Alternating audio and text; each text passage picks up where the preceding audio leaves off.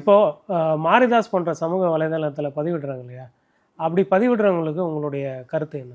இந்த மாரிதாஸ் போன்றவங்க வந்து சமூக வலைதளங்களில் தவறான செய்தி தான் பரப்புகிறாங்க.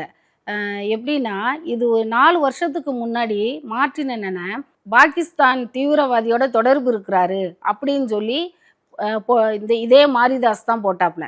போதை வழக்கில் வந்து இன்னொரு இருதயராஜ் ஜான் பிரிட்டோ வேற, என் கணவர் ஜான் பிரிட்டோ பிலிப் வேற.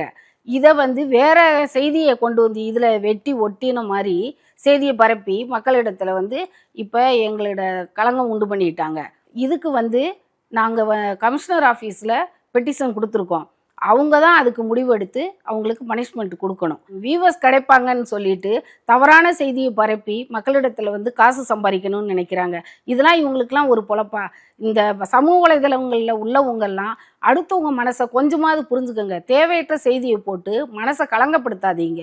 பொய்யான செய்தியை மட்டும் போட்டு எங்களை அசிங்கப்படுத்துனீங்கல்ல, இப்போ உண்மையான செய்தி என்னன்னு சொல்லி அமலாக்கத்துறை அறிக்கை வெளியிட்டாங்கல்ல, இப்போ மட்டும் ஏன் உண்மை செய்தி இன்னும் போடாமல் இருக்கீங்க? கண்டிப்பாக நீங்கள் போடணும்.